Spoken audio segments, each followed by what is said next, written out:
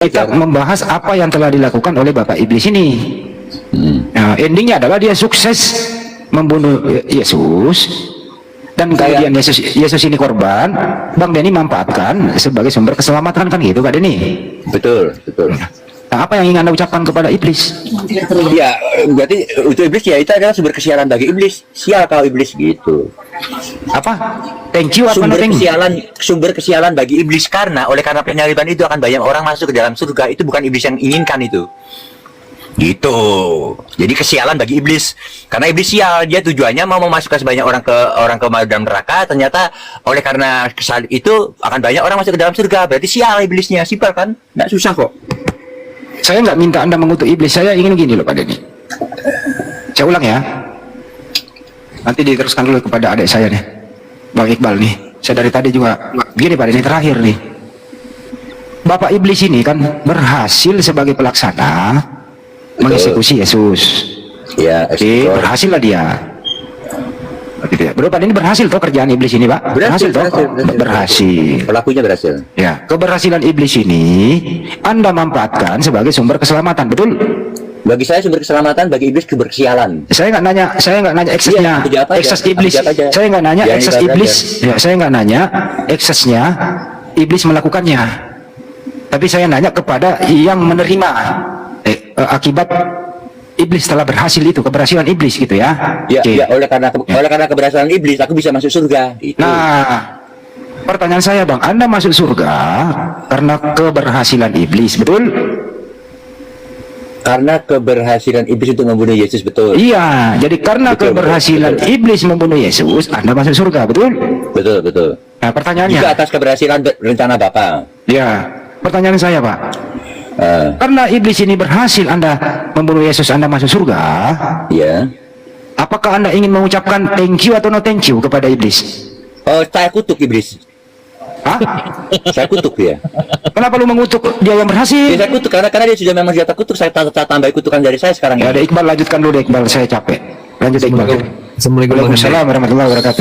Salam, selamat pagi. Waalaikumsalam Ustaz Alif, Bang Gono, teman-teman. Kita ada pahlawan kemerdekaan ya.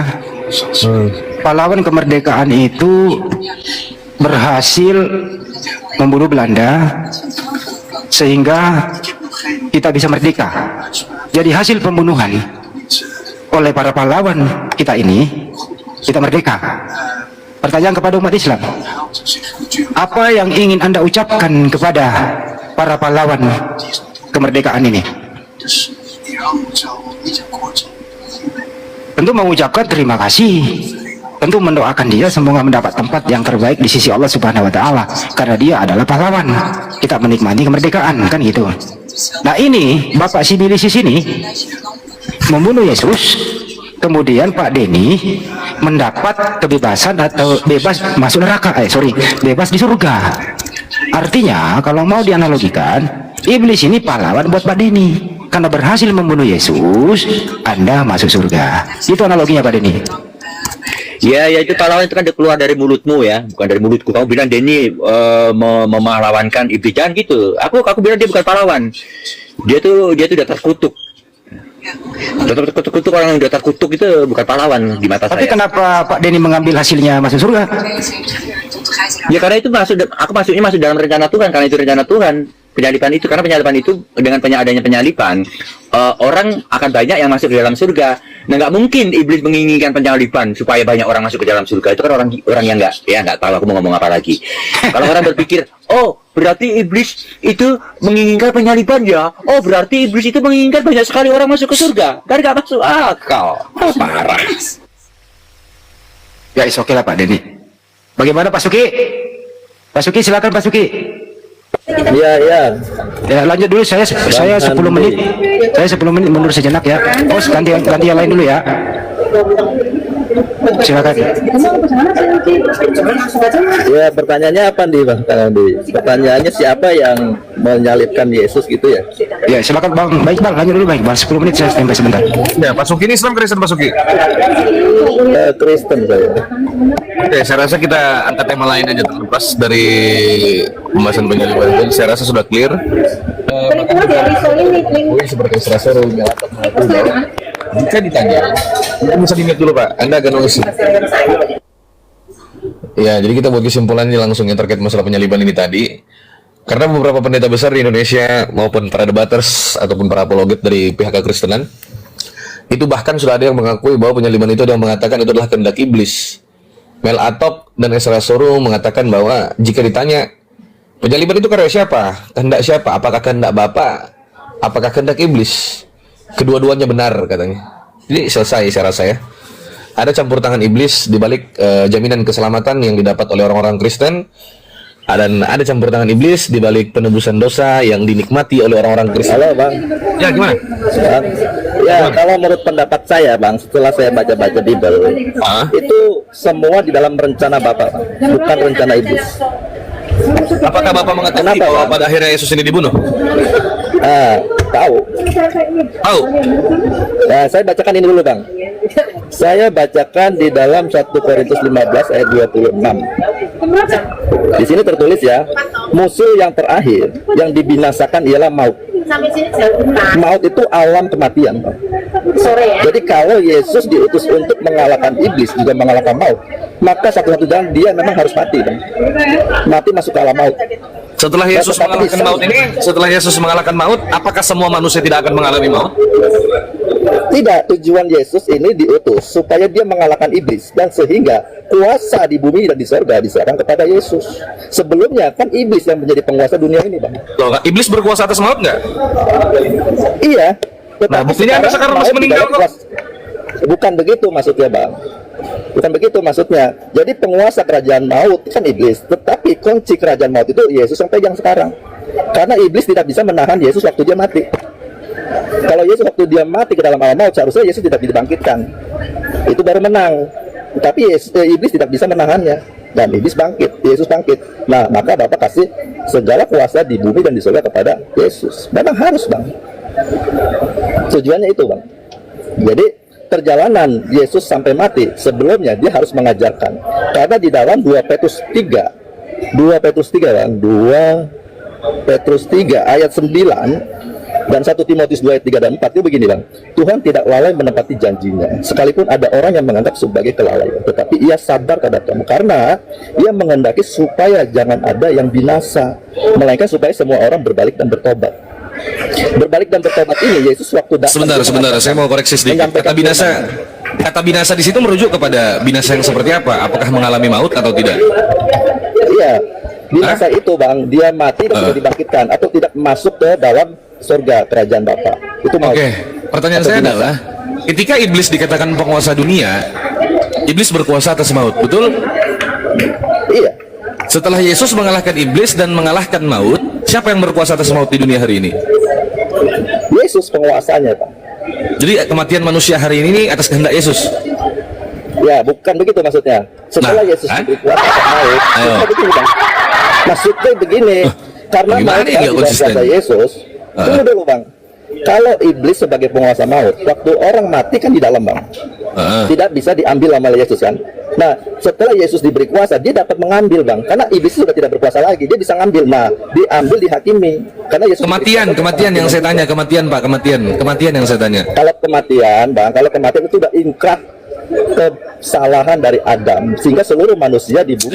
Berarti bohong dong. Berarti nggak ada cerita itu istilahnya Yesus mengalahkan maut supaya tidak menerima maut. Kalau pada akhirnya iblis juga masih berkuasa. Yang namanya iblis dikalahkan di alam maut, Yesus menang akan maut.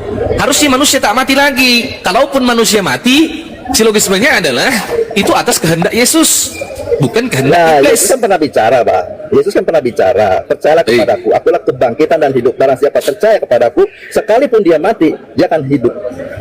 Itu maksudnya dia penguasanya. Dia nggak apa-apa dia penguasanya. Berarti kematian manusia hari ini atas kuasa Yesus. Itu sudah ingkrah semua mati, mah, Bang. Semua Iya, manusia mati. Loh, saya tahu itu semua manusia pasti mati. Iya, semua manusia itu jadi pasti mati. Atas kehendak siapa itu? Dia kehendak Bapa dong, semuanya. Kehendak pasti Bapa. dari Ada campur awalnya, tangan iblis, iya, bukan kan kuasa ada. iblis lagi. bukan kuasa iblis. Udah nggak ada tuh, pokoknya begini bang. Waktu Bapak mengatakan kalau kau makan buah ini kamu pasti mati, udah keturunan semua mati. Itu Berarti bukan kuasa iblis lagi, nggak ada sama sekali campur tangan iblis kematian manusia hari ini.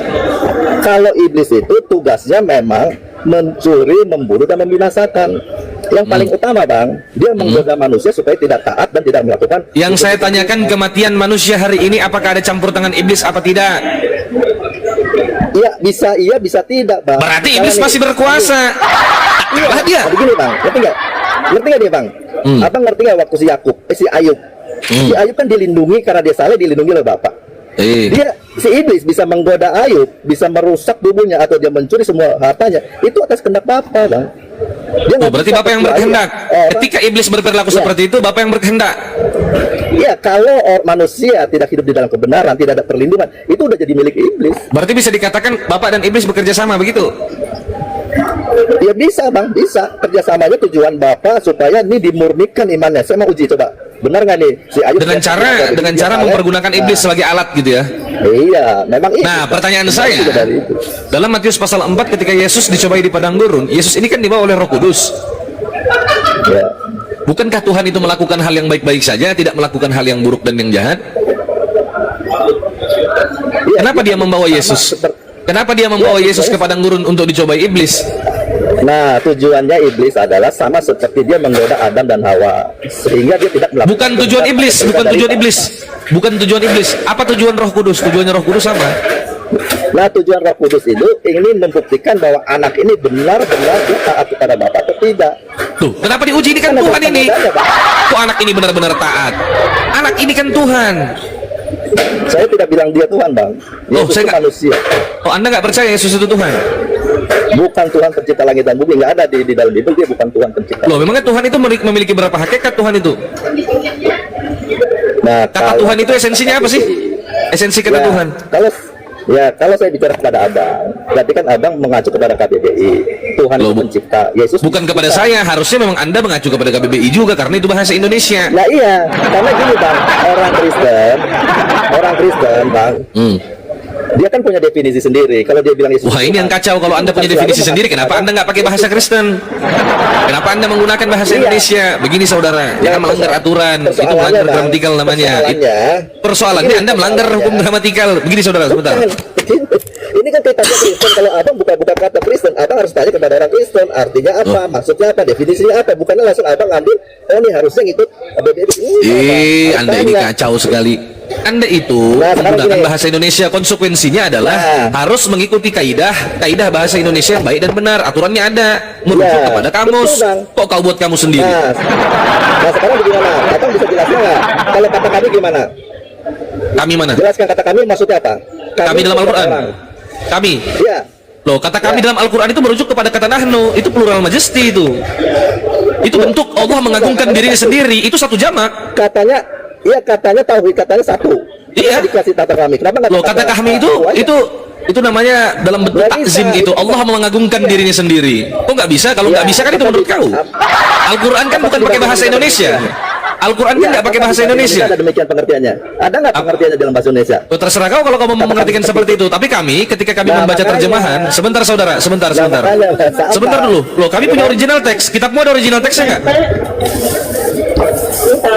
Bahkan kalau kita merujuk kepada original teks, Tuhanmu itu nggak pantas dikatakan Tuhan. Dalam kaidah bahasa Arab, kata nahnu itu bentuk plural majesty. Anda tahu? Itu bentuk pengagungan Tuhan terhadap dirinya sendiri. Iya, itu bentuk kata takzim dalam kaidah bahasa Arab. Lah, kok ngerti apa? Bahasa Arab aja kok nggak paham. Nah, makanya Bang, kalau kok ngomong apa bahasa Arab? Enggak, jangan dibandingkan, nggak bisa. Kitab kami bahasa Arab. Kitab kami bukan bahasa Indonesia, saudara. Kitab kami tidak diturunkan menggunakan bahasa Indonesia. Kitab kami tidak dituliskan menggunakan bahasa Indonesia. Jadi kalau Anda mau merujuk kepada kata kami, ya kita kembalikan ke bahasa aslinya, ke kata nahnu. Iya, kenapa diterjemahkan sehingga terjemahkan aja nggak masalah. Tetapi yang kami pahami sebagai orang Islam, terjemahan Al-Quran itu bukan Al-Quran. Kalau Anda mau beriman terjemahan kitab Anda itu adalah murni firman Tuhan, kami tidak. Terjemahan itu bukan firman Tuhan. Allah berfirman, ya, turunnya Al-Quran itu menggunakan bahasa Arab, menggunakan dialek orang Quraisy. Tak usah kau ubah-ubah. Jadi kami beriman kepada yang berbahasa Arab, bukan yang berbahasa Indonesia. Karena Anda cuma membaca terjemahannya, ya kan Anda baca terjemahannya. Waktu membaca, kata kami jadi bingung. Lah kan Anda baca terjemahannya, Anda nggak baca nahnu di situ, tak baca nahnu. Ya. Jadi Pak Sekarang Suki, saya- saling bergantian Pak Suki, bergantian. Iya, iya, iya. Nggak ngerti apa-apa dia ini. Dia tak tahu kata kami itu merujuk kepada kata apa dalam bahasa Arab. Pak, coba jelaskan, nahnu itu apa? Jelaskan apa itu nahnu? Jelasin, Bang. Yang Nahnu, yang sudah tahu jelaskan. bahwa kami itu Aku sudah banyak- jelaskan. mewakili banyak Kata orang. nahnu itu merujuk kepada kata plural majesty itu. Itu merujuk bentuk keagungan Allah itu sendiri. Allah mengagungkan dirinya sendiri, makanya menggunakan diksi nahnu. Paham? Saya mengerti apa Itu bentuk kata takzim dalam kaidah bahasa Arab, pengagungan Allah itu sendiri terhadap dirinya. Nah, Nah. kalau kau mengerti kau diam. Coba Apa yang kau paksa? ini, Pak Suki, sebelum biar nggak kredit Pak Suki. Coba dikomparasi dengan kejadian 1 nomor 26, di situ ada kata kita juga. Gimana itu Bang Iqbal? Marilah Iya. kita bagaimana? Marilah kata kita itu? menciptakan manusia menurut gambar dan rupa kita. Nah, menurut gambar dan rupa kita, manusia itu terdiri dari dua kategori. Yang satu laki-laki, yang kedua perempuan. Pertanyaan saya, Tuhanmu yang laki-laki yang mana, yang perempuan yang mana? Kau jawab. Ayo. Mana Tuhan yang laki-laki? Mana Tuhan yang perempuan? Tuhan itu atas manusia, Bang. Dia baik laki-laki atau perempuan itu tidak masalah, Bang. Iya kan Ya, menurut mau gambar dan rupa kita. Pertanyaan saya, Iya. mana Tuhan yang memiliki gambar dan rupa laki-laki, mana Tuhan yang memiliki gambar dan rupa perempuan? Karena manusia itu ada dua, laki-laki dan perempuan. Anda jawab. Kalau saya bertanya bukan itu. Kalau saya bertanya gini, kata kita di situ itu banyak Tuhan apa satu Tuhan? Nah, gini, Bang Andi. Tuhan kan satu. Kan sebelum Oh, dia ada kata kita. menciptakan manusia. Kita itu kan banyak. Tunggu dulu, Bang. Nanya baik Bang, kejar di situ. Menciptakan manusia. Sebelum Tuhan menciptakan manusia, dia kan sudah menciptakan makhluk-makhluk roh. Nah, di sana dia bicara kepada mereka, mari kita. ngarang. Ya. Nah, sekarang, nah makanya tadi abang juga menjelaskan kata kami ngarang, Bang. Loh, aku nggak ngarang, aku ada datanya. Loh, bahasa Arab itu ada kaidahnya. Kau ngerti bahasa Arab nggak? Datanya. Loh, mana datanya coba? Minta aku datanya. Ya, minta datanya coba. Datanya, ya. Kata kita di situ merujuk kepada kata apa? Ya, iya. Minta datanya. Nah, apa berarti? Oh, aku ngarang. Yang ngarang itu orang Kristen, orang Islam nggak pernah ngarang. Kau belajar aja bahasa Arab. Ya. Kan Ya, kau bodoh, berarti. tak tahu bahasa Arab. Ya kan? Nih, perhatiin. Baiklah kita menjadikan manusia menurut gambaran rupa kita. Baiklah. Lalu ayat 27. Maka Allah menciptakan manusia itu menurut gambarnya. Iya, menurut gambar Allah itu Nah, sendiri kan. sekarang saya mau Nah, mana manusia ini kan? Manusia ini kan ada laki-laki ada perempuan. Mana Allah yang laki-laki, mana Allah yang perempuan? Kau jawab. Mana? Dua-duanya sama, Bang. Gambar sama, rupanya. Berarti Tuhanmu ada neneknya? Nah, ini saya jelaskan, Bang. Iya, Saya sebentar. Berarti jelaskan Tuhanmu apa punya arti nenen. gambar. Nah, kau jawab. Apa Berarti arti Tuhanmu kata punya gambar? nenen. Punya nenen. Saya bilang dia bukan manusia. Bukan manusia. Bukan, Tuhan itu Lah, bukan Yesus manusia. Yesus manusia kau Tuhan kan? Kata siapa? Saya bilang Yesus bukan Tuhan. Oh, bukan Tuhan. Ya, ini Bang, ini saya kasih jelas ya Bang mengenai Nah, kata lanjut, gambar lanjut, itu, lanjut, Bang. Gambar itu Abang bisa memahami di dalam Filipi 2 ayat 5, Bang. Kau baca. Di sini ayat 5-nya, hendaklah kamu dalam hidupmu bersama menaruh pikiran dan perasaan dan terdapat juga di dalam Kristus Yesus. Nah, lalu saya baca di dalam Roma 8 ayat 2. Gak nyambung itu jauh dari kejadian apa kaitannya sama Filipi anjir? Dari kejadian kok lari ke Filipi itu apa kaitannya? Baru nggak ada juga di situ dijelaskan terkait bahasa gambar yang digunakan dalam kata di dalam kitab kejadian. Tafsir terus kau ini. Berarti Abang tidak membahas Alkitab, Bang. Abang bukan. Ya sudah, sekarang kau baca 2 Petrus 1 nomor 20. Baca 2 Petrus 1:20. 2 Petrus 1:20. Baca. Kau menafsir terus kau ini. Yang terutama harus kamu ketahui ialah bahwa nubuat-nubuat dalam kitab suci tidak boleh ditafsirkan menurut pendapat sendiri. Benar, Bang. Dor. Iya, dari tadi kau menafsirkan itu. Nah, sekarang saya tahu. Saya pengen tanya, Bang. Kalau menurut Abang tidak ditafsirkan menurut sendiri apa maksudnya? Bagaimana? Iya kan nggak boleh ditafsirkan menurut kita sendiri. Ya udah baca aja sesuai apa yang tertulis. Gini, Bang. Alkitab itu menjawab dirinya sendiri. Menjawab dengan cara kontradiksi. Menjelaskan ayat. Iya, ayat menabrak ayat. Begitu, Bang. Mana ada ayat Kalau menjelaskan Abang ayat ngomong menabrak? begitu, Iya. Bang, susah. Kalau Abang nanti waktu menjelaskan kitab suci, saya bilangnya menabrak-nabrak semua, nabrak-nabrak. Kan nggak begitu, Bang, kita diskusi. Coba Abang dengar dulu. Kenapa Yesus diutus? Lalu kita Apa yang mau saya menjadi dengar? serupa dengan Saudara, Yesus. apa yang mau saya dengarkan? Nggak nyambung penjelasanmu Supaya- itu. Kita bahas kitab supaya kejadian, kita kau lari ke kembali Filipi. serupa. Nah, contohnya Yesus, Bang. Contoh dan teladannya Yesus, karena dia anak tunggal, supaya kita kembali menjadi anak. Nah, setelah kita menjadi serupa dengan Yesus, dia jadi yang sulung. Kita saudara. Banyak kok, banyak kok anak sulung Tuhan. Anak sulung Tuhan di perjanjian lama juga ada. Banyak anak sulung Ya, Tuhan. anak sulungnya konteksnya apa bang? Konteksnya Nah, kan beda-beda. konteks lagi. Kan juga ada anak sulung. Ya iya bang, semua ada konteksnya bang. Iya, anak sulung Tuhan kan. Iya, konteks ini kita berbicara dalam konteks anak sulung Tuhan, anak sulung Bapak kan. Iya. Ya sudah, Tapi di kenapa mana tak dituhankan? ayatnya? Di mana dia perikopnya? Kan harus Oh, mau kita kubacakan? Mau kubacakan? baca aja. Oh, ini saya kasih dalilnya ya. Dikatakan anak sulung Tuhan. Kenapa Yesus terus? Oten.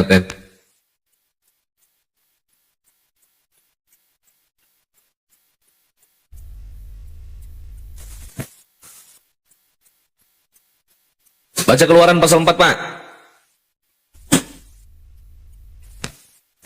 Pak, Keluaran 4, ayat 22 sampai 23 baca. 22, 23. 22, 23, 22. Mazmur 89 nomor 27 28. Kejadian pasal 6 nomor 2. Ini bukan 75%. Kalau bang, Roma pasal 8 nomor 14. Dor. Jadi jangan karena Yesus dibilang anak Allah lalu dia itu kau jadikan Tuhan. Lah kita ini Tuhan semua dong.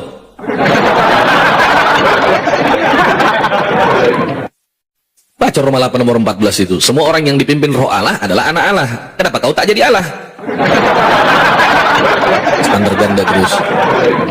Tak ada bedanya kita dengan Yesus itu. Yesus dikatakan anak Allah, manusia juga dikatakan anak Allah. Yesus kau katakan anak sulung, Israel juga dikatakan anak sulung. Kenapa tak kau Tuhankan Israel? Ku kejar kau mau lari kemana kau kejar? Kau tak bisa lari, aku tak mau tahu. Ya, betul sekali Bang. Jadi begini Bang Bible ya. Sebelum oten pada naik semua dan bernarasi, izinkan aku bernarasi biar tidak ada kesalahpahaman di antara silakan. kita, baik yang di bawah maupun yang ada di atas. Oke Bang. Jadi begini Bang, aku ini kan masih oten ya.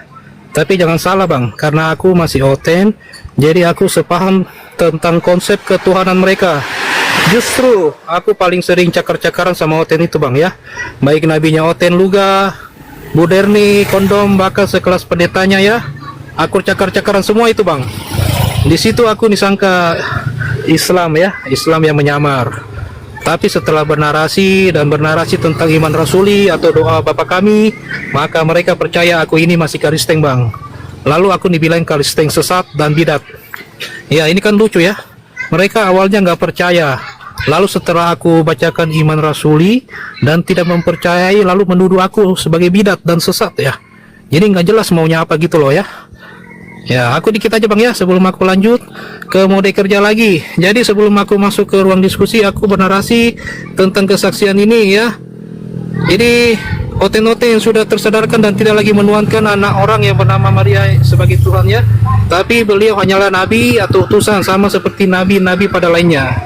Ya, jadi aku lanjut ya Bang ya. Jadi karena aku sudah sebagai oten yang sudah tersadarkan dan sembuh dari doktrin dan dogma dari bapak-bapak gereja itu sendiri ya Bang ya, maka aku sudah tidak ada hakku sebagai oten melawan saudara kita yang muslim ini ya, yang dimana dalam tiap debat dan diskusi selalu memakai data-data yang ada di Bible itu sendiri ya, dan keluar dari doktrin dan dogma Bible itu sendiri ya, bahwa apa yang mereka suarakan dan serukan itu adalah kebenaran yang hakiki, bukan buat agama Islam itu sendiri, tapi ikut mencerdaskan kehidupan bangsa. Mereka merasa terpanggil ya umat-umat muslim buat membebaskan kita dari kesesatan dari Bible itu sendiri. Kira-kira seperti itu Bang Bible. Silakan lanjut Bang. Agak noise di sini ya. Yap. Nah ini kalau mau jadi Kristen jangan bantah kitabnya. Kalau mau jadi Kristen itu jangan dibantah kitabnya, berpedomanlah kepada kitab sucimu. Kalau dikatakan bukan Tuhan, kau imani bukan Tuhan. Kalau dikatakan utusan dan nabi, ya kau imani sebagaimana dikatakan dalam kitab sucimu. Ini dibilang utusan, dibilang nabi, dibilang anak manusia, tak bisa berbuat apa-apa atas dirinya sendiri. Tetapi imanmu berkata lain. Kau katakan dia adalah Tuhan yang maha kuasa, maha perkasa, maha hebat. Faktanya dipukuli tak sanggup melawan. Oh, kayak gitu. Tentang apa yang tertulis itu, gak ada yang mau naik. Sama saya dia berpikir semua. Darni kita ngintip di bawah. Naik Darni. Darni naik. Sudah saya undang itu, sudah moderator ini. Naik Darni. Nah ini yang mengatakan Tuhan tak masuk akal. Bagaimana Darni Tuhan tak masuk akal itu? Aku penasaran itu. Bentar, matikan dulu kipas Bang. Awas. Bentar dulu. Kabar lah bos. Aku lagi di depan tadi, namanya juga lagi cari mamam. Nyala lampu dulu. Oh, kalau lagi kerja, kalau lanjut lah. Kalau lagi kerja, TN aku mengganggu. Enggak, udah apa? Di depan, aku di belakang. Iya, masih ada yang dikerjakan apa bagaimana? Enggak ada. Lanjutlah, aku minta kau jelaskan kenapa Tuhan dibilang tak masuk akal. Menyiapkan soundcard dulu, soundcard. Oh, kok gaya juga pakai sound card. Iyalah. Cari Peri bilang I love you katanya. Siapa? Peri, Dari mana? Pak Peri, jalan yang lurus. Oh, itu. Adanya istrinya, ada kalian. Wah, dicari Luga lah. Mulai dari kemarin dicari Luga. Oh, Luga yang nyari dia Luga. Oh, jadi ini calon istrinya Bang Luga. Iya, siapa tahu jodoh katanya kan. Katanya bulan Oktober mau nikah Budarni. Iya, sama Budar nih. Sama Natalia. Oh, iya. Sama Natalia jadi. Enggak lah. Nah, Si Luga ada. Jangan sama Bang Iqbal aja, Bang Iqbal. Jangan Bang, nanti ngamuk dia nanti. nggak apa-apa. Si Luga ada aja. pasangannya lu. Lihat ini. Cantik katanya. Siapa Luga? pacarnya. Luga. Iya. Kau jangan begitu, nanti kau nggak diangkat jadi uskup. Dia sudah punya planning itu, mau diangkatnya nanti Budarni jadi uskup, king of the Enggak king, juga. mau nggak? Iya, bilang loh. Punya Rolls Royce dia punya. Luga itu tetap sudah punya mengikuti Rolls Royce. Yesus. Aku hanya Yesus patokanku, manusia enggak. Menurutmu Darni, aku tanya, Tuhan itu masuk akal apa tidak? Oh, masuk akal dong. Nah, tadi ada orang Kristen mengatakan Tuhan tak masuk akal, gimana itu? Nah, mungkin lagi sedeng dia. Mungkin Bang Willy. Darin. Iya, masa nggak masuk akal? Sudah diberikan kita nafas kehidupan, diberikan dia kepada kita cahaya, pintar diberikan dan- dia air, maka kita bisa hidup. Yang ngasih nafasnya. kehidupan itu siapa Budar nih? Yesus. Ya, Yesus. Oh, Yesus katanya Bang Iya dong. Bang Iqbal. Gimana ini? Pilih. Iya. Yesus itu Yesus. pernah nggak hidup, gimana mau kasih kehidupan? Bukan, sewaktu dia pernah mati itu dalam keadaan manusia, Yahweh itu kan mau menebus manusia ini dari kutub hukum Taurat, ya. Yahweh itu mau menebus kita, ya. Dengan Tetapi cara Yahweh itu Mengorbankan ya, anaknya. mengorbankan ya dirinya, yaitu Yesus turun ke bumi. Masa Yesus itu adalah Elohim itu sendiri? Yes, firman Elohim Yesus itu. Coba kau baca kisah para rasul pasal 3 nomor 13 Darni, baca keras-keras. Oke, baik, ya. Ya. Buku. Tak usah bantah kalau tak ada data, aku malas. Tak usah bantah kalau tak ada data. Iya. Malas aku debat kusir sama kau, aku mau kerja ini. Ngapain aku nggak berdata? Sebelum Yesus menjadi manusia, dia itu sang firman loh.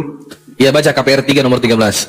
KPR 3. 13. Mana kacamataku? Aduh, aku udah rabun. Udah tua. Bentar ya. Kisah. Mana dirimu? Silakan Bu Darni. Yes, sabarlah. Kisah para rasul. Pasal 3 nomor 13. Bentar ya. Aduh, aku ambil dulu kacamata, aku nggak kulihat lagi guys. Ya, Ikhwan yang ada di bawah di tap-tap layar agar Komal yang Tarif kokoh ya. Tap-tap layar di share dan posting ulang Ikhwan. Mantap.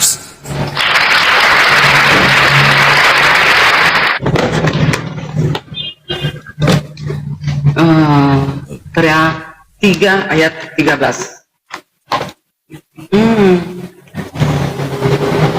Allah Abraham, Ishak dan Yakub, Allah nenek moyang kita telah memuliakan hambanya yaitu Yesus yang kamu serahkan dan tolak di depan Pilatus. Walaupun Pilatus berpendapat bahwa ia harus dilepaskan. Iya, kenapa dengan itu? Yesus ini hamba Allah atau Yesus adalah Allah Abraham, Ishak dan Yakub itu sendiri? Ya, kenapa dikatakan hamba? Karena dia datang turun sebagai manusia. Ya, kalian aja Tadi nggak kau ngerti. Nah, kan Iya. nggak ngerti lagi aku dibilangnya. Tadi kau bilang Iya. dia adalah Allah Kenapa itu dia sendiri. hamba? Kenapa dikatakan dia utusan? Karena dia turun ke bumi sebagai manusia, maka dia merendahkan dirinya turun ke bumi. Ada kan Siapa ayat yang itu, merendahkan Filipi? dirinya ini? Dia sendiri. Siapa? Yahweh itu merendahkan diri turun. Berarti Yahweh sudah jadi Firman-Nya manusia? itu. Yahweh sudah Iya, jadi manusia? Firman Yahweh itu turun menjadi manusia. Sebentar, Itulah firman Yesus. Yahweh apa Yahweh itu sendiri? Ya samanya itu, firmannya diturunkan, dirinya. Ya, berarti dirinya sendiri yang turun ke muka bumi ini. Firman Yahweh yang turun ke bumi. Firman apa Yahwehnya? Tapi dia juga wujudnya yang turun ke bumi. Kan mulai bingung. Ibrani 1 ayat 3 ada ayatnya. Iya, Yesus ada juga adalah ayatnya. wujud daripada Yahweh. Ayo. Ya, Yesus adalah wujud daripada Yahweh. Berarti Yes. Yahweh yang bertahta di sorga itu turun menjadi manusia, betul? Yahweh yang bertahta di surga itu nggak turun-turun karena dia roh yang tak kelihatan. Tadi kau bilang turun. Turun, firmannya yang turun. Itulah wujudnya, itulah Yesus. Ada yang Jadi titip ayat makanya di bawah ini perkataannya katanya. semua yang disampaikan kepada manusia, itulah yang disampaikan itu. Sudah kusampaikan firmanmu, katanya kan. Semua ucapanmu sudah kusampaikan. Di dalam diri Yesuslah firman itu. Firman itu ada di dalam diri Yesus. Berarti Iya dong, Yesus firman yang itu hidup, berarti Yesus itu hidup dari firman. Bukan. Yesus itu adalah firman Bapa. Berarti kalau firman sudah jadi Yesus, Bapak tidak lagi berfirman. Di dalam Yesus firman itu semua. Berarti Bapak Kan tidak lagi wujudnya berfirman Yesus ini. karena firmannya kan sudah jadi Yesus. Iya. Tidak lagi berfirman. Itulah firmannya semua. Semua Sama apa Yesus. yang keluar dari Yesus, keluar dari Bapa itu.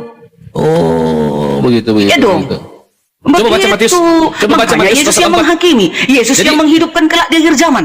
Oke, sebentar Darni, sebentar. Terus kalau dikatakan hamba itu apa? Hamba karena dia turun ke bumi sebagai manusia, dikatakanlah utusan, dikatakanlah hamba. Oke, Kan utusan turun siapa? ke bumi. Utusan siapa? Utusan ilahi itu, utusan Yahweh itu Yesus. Karena dirinya itu. Loh, dia itu utusan Yahweh atau dia Yahweh itu sendiri? Dia sendiri turun ke bumi. Ya, Barusan kau Yesus bilang itu utusan. firman Yahweh, wujudnya turun ke bumi, wujudnya. Dia utusan Yahweh apa Yahweh itu sendiri? Bukan utusan seperti Nabi Abraham, Musa, enggak gitu loh. Yesus Jadi- ini wujud Elohim menjadi manusia turun ke bumi, gitu dia. Wujud daripada Elohim itu sendiri. Iya. Berarti yang mati Makanya di kayu salib wujud itu adalah inilah Elohim. nanti yang menghakimi. Berarti Wujudnya yang ini mati nanti yang menghakimi dunia. sabar Darni pakai rem. Yes. Berarti yang mati di kayu salib adalah Elohim. Yang mati di kayu salib adalah firman Yahweh yang menjadi manusia tadi, wujudnya yang menjadi manusia tadi. Tadi kau bilang Elohim itu sendiri, ini gimana ini? Ku tepuk tangan dulu ya. Yang menjadi manusia tadi yang mati. Yahweh itu nggak bisa disentuh. Tak seorang pun bisa menyentuh Yahweh. Kalau ada orang menyentuh Yahweh akan binasa. Makanya dia turun sebagai berarti manusia. Yesus bukan Yahweh. Yesus itu Yahweh. Loh, Aduh, gimana Kan kalau aku dan muter-muter Bapak budak nih? satu. iya muter-muter nih saudara. Coba tanya ke Pak Suki, tanya ke Pak Suki. Katanya, tunggu. Pak kata Suki, Yesus Pak Suki, kepada Pak Suki. Filipus, Boleh sudah tak Pak Suki? sekian lama engkau bersama-sama dengan aku, Filipus. Masihkah Tahan kau dulu, saudara, baik-baik saya mau makan- tidak mengenal mau makan dulu, saya aku? capek dengar. Matilah kau dalam dosamu. Pak Suki, boleh tak Pak Suki? Pak Suki. Itu dia. Pak Suki Menyala tiduran, Kristenku. Itu dia. Ini dia Kristen sejati. Tahu semua menjawab karena Roh Kudus ada dalamku. Gitu. Bayangkan guys. Nah, silakan Yesus dulu izin wujud mana Yahweh, tadi. Silakan dulu, aku mau makan sebentar. Aku stres kalau ngobrol sama Darni. Terima kasih. Jangan gitu lah ya kan Natalia. Itu yang aku tamat SMA loh. ngomong. Aku tamat SMA Natalia, nggak pernah aku sekolah teologi. Entah dari mana, tahu aku ini semua ini. Roh Kudus datang kepada aku, menggambarkan itu semua di dalam Bible. Loh, Anjay. kata lu enggak, Roh Kudus itu perempuan, Bu Darni. Bu Darni Itu itu kan Ya, enggak katanya, psikopat. katanya Waduh. Roh Kudus perempuan loh. Itu Istrinya kan kata si Bapak. Luga, hanya satu dibanding dari miliaran orang. Mana yang mau kita dengarkan? Si Luga yang hanya sebiji dengan firman Tuhan yang sudah berjubil-jubil mengatakan Roh Kudus itu adalah rohnya Elohim. Rohnya Bapa itu Roh Kudus itu, bukan perempuan. Gitu dia. Roh Kudus itulah yang hadir di seluruh umat manusia agar kita itu melakukan melangkah di dalam kebenaran. Roh Kudus itu yang dalam kita selamanya, tinggal dalam kita selamanya. Roh Kudus itu, gitu. Aku akan meminta kepada Bapa seorang penghibur. Kan katanya, itulah Roh Kudus di dalam kita. Itulah yang mengajar kita, menghibur kita agar kita tetap melangkah di dalam kebenaran. Gitu guys. Roh Kudus yang mana dulu, Bu Darni? Roh Kudus aja rohnya Bapa. Roh Kudus aja kan melarang pemberitaan Injil ke Asia. Terus Roh Kudus yang ke Bu Darni, Roh Kudus yang mana lagi, Bu Darni? Ayat 10 kembali mereka. Ayat 10 kan kembali. Kembali kemana? Ayo kita baca.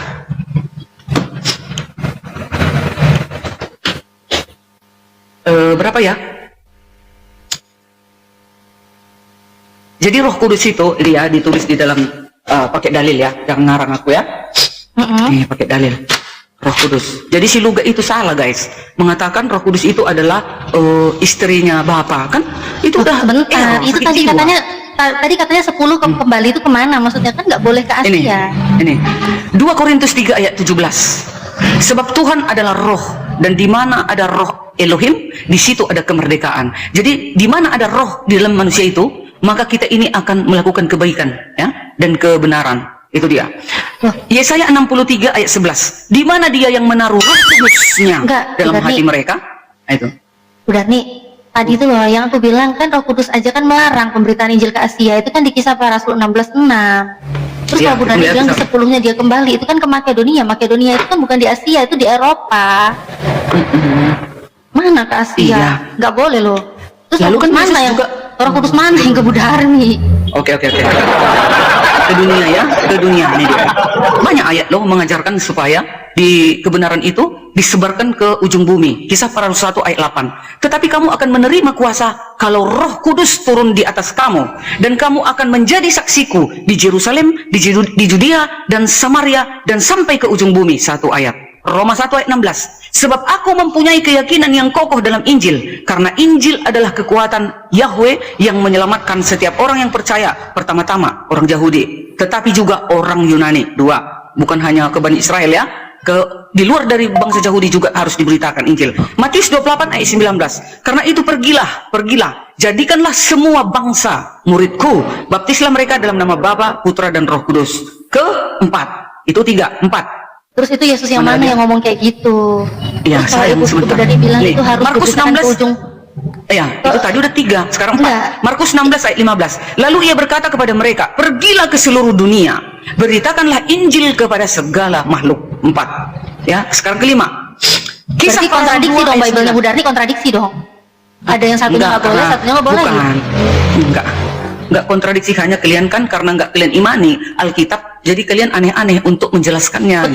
Kalau petunjuk di kisah 16:6 itu kan nggak boleh ke Asia. Terus Yesus sendiri pun juga bilang kan hanya kepada domba-domba yang hilang dari umat Israel kan gitu. Iya, pada saat itu memang untuk Yesus itu datang ke Bani Israel dulu, karena datangnya kebenaran itu kepada bangsa Israel pada saat itu. Nah, setelah itu lalu dia juga mencintai seluruh umat manusia yang ada di mana saja pun. Makanya dia berkata, pergilah ke seluruh bangsa, ajarlah mereka, baptislah mereka dalam nama Bapa, Putra dan Roh Kudus. Aku menyertai engkau sampai akhir zaman. Omongannya berarti nggak bisa dipegang dong. Dia meminta Bukan nggak bisa apa, dipegang karena dia kalian berpesan apa, nggak tapi mengimani, kenapa berubah-ubah? ya gimana? Enggak, Ya itulah. secara data loh Bu Darni. Kan Yesus aja berpesan ke 12 muridnya, jangan ke bangsa lain, melainkan pergilah ke domba-domba yang hilang dari umat Israel. Kan di Matius Iya, 10, pada saat 5, itu jangan ke bangsa lain, pada saat itu mereka khusus dulu di Bani Israel gitu. Nah, Ya, makanya kalau Bu Darni mengimani semuanya itu silakan. Tapi kalau Bu Darni mengimani itu semua ya siap-siap kontradiksi. Kan dia belum naik ke surga, Natalia. Setelah dia naik ke surga, sebelum naik, kan dia mengatakan kepada murid-muridnya, ya, disaksikan oleh 500. Pak Suki, sudah menit, Pak Suki? Di luar dari 12. Oh, Pak Suki mau Ya, bilang. Bang Arif. Katanya. Baru Iya, Pak Arif. Suki, menurut Bu Darni, Yesus itu adalah Elohim itu sendiri, Pak Suki. Benar apa enggak, Pak Suki? Ya enggak lah, kan ada ayatnya. Misalnya ya di dalam Maleakhi nih, Maleakhi 3 ayat 1. Di sini Pak kan Suki Tuhan biarin mengatakan demikian. Lihat, aku menyuruh utusanku supaya ia mempersiapkan jalan di hadapanku. Betul kan? Tuhan mau datang ke bumi. Lalu dia mengutus utusannya siapa? Yohanes Pembaptis. Tetapi yang dimaksud aku datang itu dia utus anaknya, bukan dia sendiri, karena Yesus mengatakan bahwa Bapa itu roh. Nah, yang menyatakan diri itu anaknya. Makanya Betul, Pak. mengatakan, Betul, Bang. kalau Iya, kamu Bang melihat Suki. aku, Iya, benar kamu itu. melihat dia yang mengutus aku. Begitu kan? Iya, iya. Iya, gitu. Lihat, aku menyuruh utusanku, katanya. Aku menyuruh utusanku supaya ia mempersiapkan jalan di hadapanku. Ya, Dengan utusan berarti Bu mendadak Darni. Tuhan. Iya, utusan. Berarti Karena Yesus kan- itu bukan pencipta langit dan bumi, Bu Darni. Karena kalian nggak mengenal keberadaan Elohim Ya, itu enggak, bagaimana. menurut Bu Darni, Yesus ini adalah firman Yesus Elohim. itu pencipta langit Utusan dan bumi apa dikatakan enggak? dia. Bu Darni, Dengarkan. Yesus, dengarkan dulu. Yesus itu pencipta langit dan bumi apa bukan? Yes, dia pencipta langit dan bumi. Pak Suki, Yesus pencipta langit dan bumi, Pak Suki? Ya. Pak Suki, Kalau Yesus dia pencipta bukan langit dan pencipta bumi? langit dan bumi, jangan disembah Yesus. Bukan. Jadi begini. Ah, Pak bukan Darni, Bu ya. Darni. Berarti Pak Sugi, Waduh. berarti Pak Sugi nggak menyembah Yesus kan? Nggak menyembah Yesus kan? Saya Suki baca menyembah ayat Yesus. begini. Yesus nggak bisa disembah, Mbak. Nggak bisa. Ini ya, ini saya baca nih. Ini saya baca nih ya. Kita belajar ya. Yohanes 13 ayat 20. Mbak Dani dengerin berarti ini. Aku berkata kepadamu, sesungguhnya barang siapa menerima orang yang kuutus, ia menerima aku. Dan barang siapa menerima aku, ia menerima dia yang mengutus aku. Nah, sehingga Yes, kita bisa benar. tarik kesimpulan, apanya yang diterima? Rupanya Yesus mengutus utusannya untuk menyampaikan firman. Nah, Ya. firman itu diterima berarti menerima Yesus. Waktu kita menerima Yesus itu menerima firman yang Menerima disampaikan Bapa. Yesus yang berasal dari Bapa. Sehingga Yes. waktu orang bilang menyembah Yesus itu nggak bisa. Karena apa? Kita kan menyembah artinya taat kepada firman itu. Nah, firman itu Berarti dari Bapa. berarti ada Tuhan Yesus ya Pak Suki? Ada Tuhan Yesus ya, Bapak itu ya? Bukan dong, Bapak sendiri, Yesus sendiri. Berarti Gampang, bener nih. mana yang Bapak Gampang, sembah? bener. Bapak atau Yesus? Itu hanya Yesus lah. Bapaknya. Kan Bapaknya saya yang bilang disembah. nih, Berarti Yesus hanya utusan atau hanya nabi bagi Bang Suki? Iyalah, memang. Yesus ini Mbak Darni. Enggak, tunggu dulu kawan. Aku mau sama Bang Suki dulu. Kami kan Kristen. Berarti Bang Suki bukan menyembah Yesus ya? Iya, saya kan bilang Yesus nggak bisa disembah. Oh ya udah, nggak apa-apa Nah, nih, saya kawan-kawan. baca nih. Itu kan iman dia, pilihan dia. Kan kita Nah, diberikan saya baca. free will. Saya Gitu. baca nih, ya. Aku nggak Nih, mau nih. berdebat sama Bang Suki. Loh, Ya kalau enggak. sudah itu dia Sama-sama pelajari, silakan. sama-sama Kristennya, Bibilnya satu, kitabnya satu, kok malah Karena kan berbeda Bu Darni? kitab suci ini akan diselidiki sampai akhir zaman. Daniel 7 ayat 12 atau Daniel 12 ayat 7. Bayangkan, kalian aja Muslim, kalian selidiki Alkitab ini. Jelas kata firman Tuhan. Nah itu. Padahal nanti yang menghakimi dunia adalah Yesus. Tuhan Yesus yang datang ke dunia untuk menghakimi. Siapa penghakim yang adil itu? Ya Tuhan. Allah itu sendiri di dalam wujud Yesus. Nah itu harus Bantah, yang bantah, ada bantah, Roh Pak Suki. Kudus. Bantah, Tunggu Pak dulu Suki. Bapak Arif. Yang ada Roh Kudus baru mengerti dia siapa Yesus itu. Nah itu dia. Dia yang menghidupkan orang kerak di akhir zaman. Yohanes 6 ayat 40. Aku akan menghidupkannya di akhir zaman. Itu pekerjaan Elohim itu, bukan pekerjaan kaleng-kaleng. Gitu. Kalau saya Iya, menyembah pekerjaan Yesus. Elohim kan, bukan pekerjaan Yesus kan? Waduh, Bu Darni ini gimana Iya. sih? Kan Yesus yang turun ke bumi untuk menghakimi dunia, untuk menghidupkan orang mati ya Yesus. Wujudnya lah itu. Elohim itu wujudnya lah di dalam Yesus. Waduh, Makanya sesat aku ini dan Bu Bapa Darni satu. ini. Kata Yesus, masa kalian nggak tahu? Filipus, sudah sekian lama kau bersamaku, tapi kau belum mengenal aku juga. Coba kasih Matilah kau penjelasan, dalam dosamu. Pak Suki. Akulah dia itu. Aku dan Yahweh, Bapak katanya. adalah satu itu maksudnya apa Pak Suki? Ayo, Kan coba tadi bilang si jelaskan Filipus, Pak Suki. akulah dia, kata Yesus kepada Filipus. Akulah Yahweh, katanya. Gantian, Emangnya ada gantian, orang Ibrani gantian, berkata, Bu Darni. Aku adalah Yahweh, katanya. Gantian Bu Darni, gantian Bu Darni. Waduh, silakan Pak Suki. Pak Suki, aku dan Bapak adalah satu maksudnya apa itu Pak Suki? Nah, aku dan Bapak adalah satu. Itu satu pengembalaan domba Bapak. Domba Bapak diserahkan kepada Yesus untuk mengembalakannya. Maka dikatakan aku dan Bapak satu. Jadi Yesus menjadi gembala dan domba-domba itu digembalakan, sehingga orang tidak bisa melakukan sesuatu yang jahat kepada mengambil domba itu, karena domba itu milik Bapa. Itu satu di dalam pengajaran, satu dalam penuntunan keselamatan. Bukan berarti Yesus itu Bapa, bukan. Nah, misalnya saya baca di Yohanes 17 ayat 1. Perhatikan ini. Di dalam demikianlah kata Yesus, lalu ia menengadah ke langit dan berkata, Bapa, telah tiba saatnya. Permuliakanlah anakmu, supaya anakmu mempermuliakan engkau. Ayat 2-nya, sama seperti engkau telah memberikan kepadanya kuasa atas segala yang hidup, demikian pula ia akan memberikan hidup yang kekal kepada semua yang telah engkau berikan kepadanya.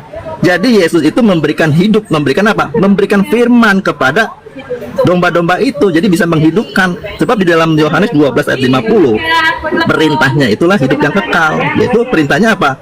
Yaitu firman itu yang disampaikan Yesus kepada mereka. Nah, mereka menerimanya. Kalau menerimanya berarti mereka bukan dari dunia ini, sama seperti aku bukan berasal dari dunia ini, hidup. Jadi semua yang berasal dari atas itu kan hidup seperti Yesus hidup, dan orang yang menerima Bang Suki, Bapak Bang itu Suki, hidup. Ya. Bang Suki, coba ini jelaskan. Yohanes 14 ayat 7. Sekiranya kamu mengenal aku, kata Yesus, pasti kamu juga mengenal Bapakku. Nah, sekarang ini kamu mengenal dia dan kamu telah melihat dia. Ayo, jelaskan. Iyalah pengajarannya Bu Darni, katanya Yohanes Pak Suki 14 itu. ayat 7. Sabar Bang Arif, Bang Arif bukan Kristen. Saya baca di sini ya. Saudaraku yang kekasih, janganlah meniru yang jahat, melainkan yang baik. Barang siapa berbuat baik, yang berasal dari Allah. Tapi barang siapa berbuat jahat, ia tidak pernah melihat Allah. Jadi kalau orang berbuat jahat, dia tidak bisa melihat Allah. Sebab Allah adalah kasih. Nah, kalau kita tahu Allah adalah kasih, kalau kita mengasihi, berarti kita melihat Allah. Nah, Yesus mengatakan kalau kamu melihat aku, kamu lihat Bapa, karena Yesus tinggal dalam kasih Bapa. Yang dilihat itu kasih Bapa nyata di dalam diri anak ini. Nah, saya baca di sini di dalam Yohanes 15 ayat 9 dan 10. Seperti Bapa telah mengasihi aku, demikian juga aku telah mengasihi kamu. Tinggallah di dalam kasihku itu. Jikalau kamu menuruti perintahku, kamu akan tinggal di dalam kasihku, seperti aku menuruti perintah Bapakku dan tinggal di dalam kasihnya. Jadi kalau orang mengasihi, berarti kan turut perintah. Nah, perintahnya itu hidup kekal. Jadi kalau orang tinggal dalam kasih Bapa, dia akan memperoleh hidup kekal. Nah, orang kalau mengasihi sesamanya, dia lahir dari Bapa dan mengenal Bapa. Sehingga Yohanes 17 ayat 3, inilah hidup yang kekal itu, karena kamu mengenal Bapa dan mengenal Aku. Mengenalnya bagaimana? Ya, menggenapi hukum itu. Hukum yang utama, mengasihi sesama. Ya gitu. Pertanyaan lagi Bang Suki. Apa tuh? Nah, kalau Yesus bukan Yahweh itu, kenapa dia berkata seperti ini? Yohanes 11 ayat 25. Jawab Yesus, akulah kebangkitan dan hidup. Barang siapa percaya kepadaku, ia akan hidup walaupun ia sudah mati. Bisakah para nabi berkata seperti ini? Seperti Yesus?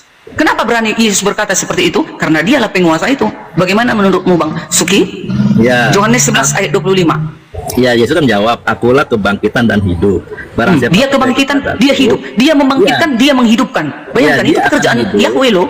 Ya, nah percayanya itu apa? Sebetulnya kan kalau kita baca di dalam Yohanes 3 ayat 16, itu kalau kita percaya kepada anak, kita boleh hidup kekal. Percaya apanya? Nah, ini dijelaskan di dalam 1 Yohanes 5 ayat 11. Allah telah mengaruniakan hidup yang kekal kepada kita, dan hidup itu ada di dalam anaknya.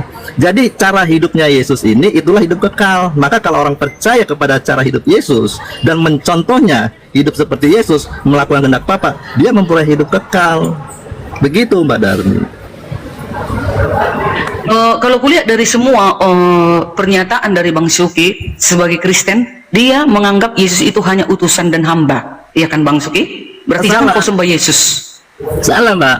Jadi Yesus ini anak tunggal yang diutus. Nah, karena dia Hanya anak itu aja, tunggal- hanya begitu aja. Hanya Nah, itu tunggu aja dulu. bagimu Yesus itu Bang. Tunggu dulu, dia kan anak tunggal, satu-satunya manusia yang hidup di hadapan Bapa, diutus ke dalam dunia. Kalau kita hidup seperti anak tunggal ini, maka dia akan menjadi yang sulung, punya adik. Nah, kitalah yang percaya kepada dia, menjadi saudaranya. Saya baca di dalam Roma ya, Roma 8 ayat 28-29. Perhatikan ya, kita tahu sekarang bahwa Allah turut bekerja dalam segala sesuatu untuk mendatangkan kebaikan bagi mereka yang mengasihi Dia, yaitu bagi mereka yang terpanggil sesuai dengan rencana apa? Rencana Allah. Rencana apa tuh? Rencana mencipta manusia menurut gambar dan rupanya. Nah, ayat 29, sebab semua orang yang dipilihnya dari semula, mereka juga ditentukannya dari semula untuk menjadi serupa dengan gambaran anaknya, supaya ia anaknya itu menjadi yang sulung di antara banyak saudara. Kan jelas juga di dalam Yohanes 20 ya, Yohanes 20 ayat 17. Kan jelas, janganlah engkau memegang aku, sebab aku belum pergi kepada Bapa, tetapi pergilah kepada saudara-saudaraku. Nah, dan katakanlah kepada mereka bahwa sekarang aku akan pergi kepada Bapakku dan Bapamu, kepada Allahku dan Allahmu. Betul kan? Baik Bang, ini lagi Bang. Bang Suki, tolong jelaskan juga ini. Kalau Yesus bukan Bapa itu, 1 Timotius 3 ayat 16. Dan sesungguhnya agunglah rahasia ibadah kita. Dia yang telah menyatakan dirinya, dia Yahweh yang telah menyatakan dirinya dalam rupa manusia, dibenarkan dalam roh yang menampakkan dirinya kepada malaikat-malaikat, diberitakan di antara bangsa-bangsa yang tidak mengenal Yahweh, yang dipercaya di dalam dunia, diangkat dalam kemuliaannya. Coba.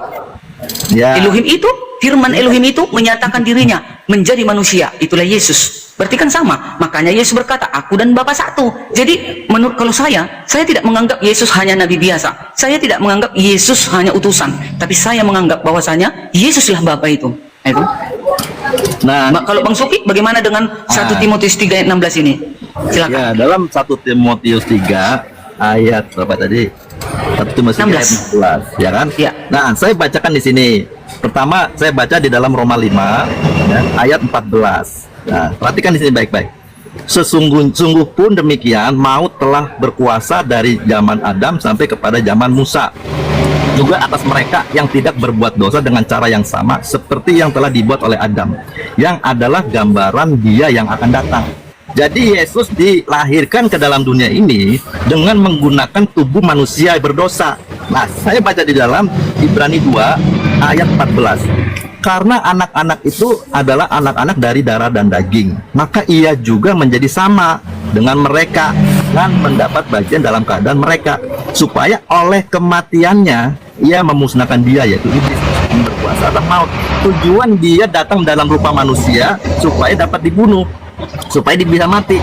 Kalau dia mati, masuk ke alam maut, karena musuh terakhir adalah maut. dosa, iblis dan maut harus dikalahkan oleh Yesus. Rupanya ini bukan berarti Bapa itu menjadi rupa manusia, bukan. Padahal kan tadi sudah jelas di dalam Maleakhi 1, Maleakhi 3 ayat 1, Bapa akan datang ke dalam dunia. Karena Bapa itu tidak nampak, maka Yohanes 1 ayat 18, anak yang menyatakannya. Anak itu tipenya dia selalu taat kepada Bapa. Apa yang Bapa kerjakan dia kerjakan, apa yang Bapa perintahkan dia lakukan. Itu anak. Makanya dia mengajak kita, ayo lakukan kehendak Bapa supaya kembali menjadi anak kembali. Nah, itu Oke, Bang. tujuannya. Lalu ayat terakhir, biar tahu aku kesimpulan arah kemana Bang Suki, ya. Yesaya 63 ayat 16. Bukankah engkau Bapa kami? Yesaya berapa? 63 ayat 16. Yesaya. Bukankah engkau Bapa Suaranya kami? hilang nih. Hah? Enggak, jelas. Suara siapanya hilang, Bang? Tes suara hilang. Badari Suara Abang bagus. Oh ya, tadi suara Badari hilang. Yesaya berapa? Sekarang? Ya. Sekarang udah bagus. Ada. Yesaya 63 ayat 16. 63. Baca ya. 63. Bukankah engkau Bapa kami?